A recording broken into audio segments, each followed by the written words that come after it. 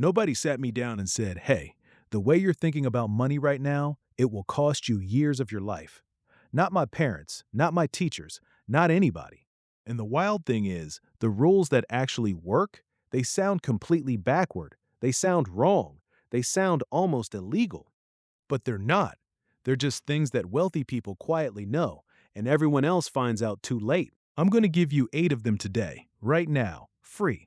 And if even one of these hits you the way it hit me, your whole financial life changes from this moment forward. Stay to the end. Number 8 broke something inside me. When I was a teenager, I thought I was being smart with money. I saved what I could. I avoided unnecessary spending.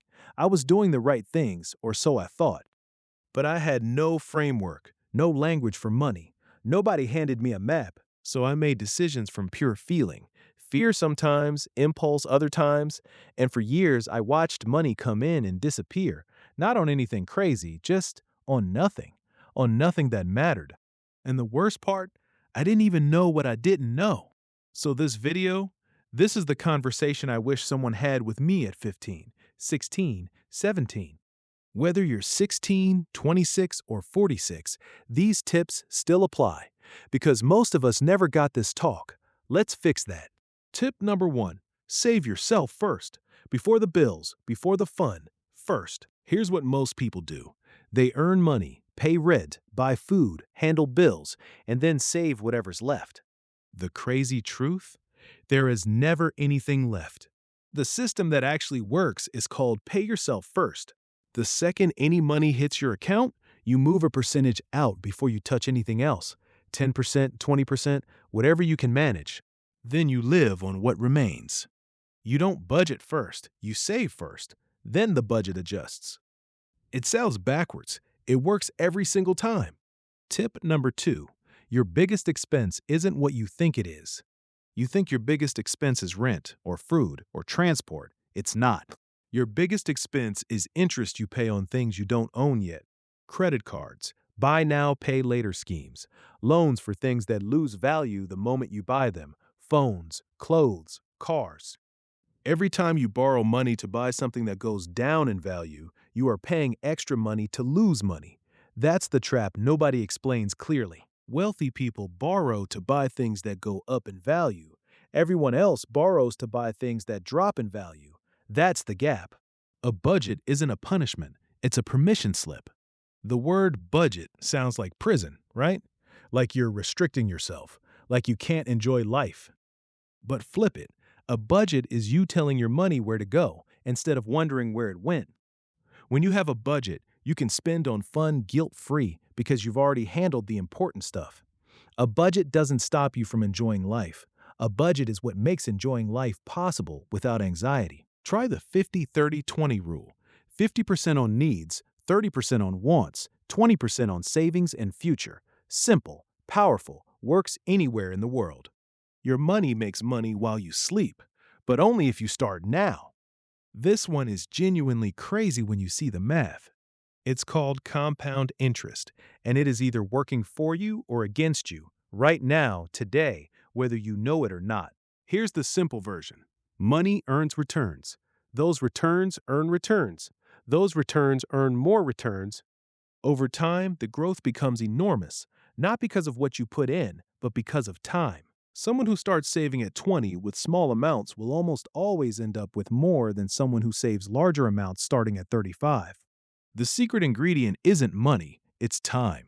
Every year you wait, you hand that advantage to future you, and future you will not be happy about it. Start. Small is fine. Start. Open your bank app right now, or do it after this video. I promise you there are at least 2 to 3 things you're paying for every month that you completely forgot exist. A gym you stopped going to, an app you opened once, a streaming service that's been running for 18 months. This is called subscription creep, and it silently drains hundreds, sometimes thousands a year from people without them ever noticing. The fix is dead simple. Every 3 months, audit your bank statement. Cancel anything you don't use regularly. That money goes to savings or investments. It's not a sacrifice, it's just paying attention. Life will throw you a curveball, a job loss, a medical bill, a broken down car, an unexpected flight home. It will happen. The difference between people who survive these moments financially and people who go into serious debt? One thing, an emergency fund.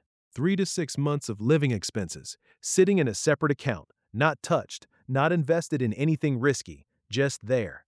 When the crisis hits, and it will, you handle it without borrowing, you handle it without panic, you handle it without destroying years of progress in one bad month. This isn't glamorous, but this is what financial stability actually looks like on the ground.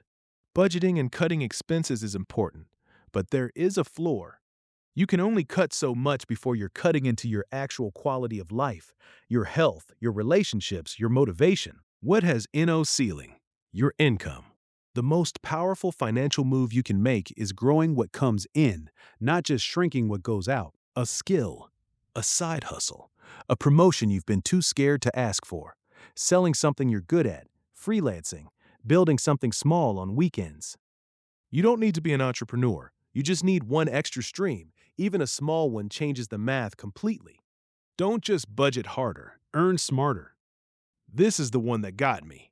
Every dollar, every pound, every peso, every naira, every rupee that you don't invest in your 20s, you're not just losing that amount. You're losing everything it would have become. Money invested at 22 that grows over 40 years becomes something almost unimaginable compared to the same money invested at 42 over 20 years. The cost isn't what you spend. The cost is what you never built. I'm not saying don't enjoy your youth. I'm saying don't let "I'll start when I have more money" be the lie that costs you decades. You don't need a lot. You need to start. And you needed to start yesterday. So the second best time is literally right now. 8 tips. 8 things I genuinely wish someone had handed me before I had to learn the hard way. Pay yourself first. Kill your interest payments. Budget as permission, not punishment. Start compounding now. Kill subscription creep. Build your emergency fund. Grow your income.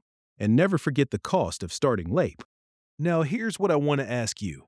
Is there someone in your life, a younger sibling, a friend, a cousin, someone just starting out who needs to hear this? Send them this video, not later, right now.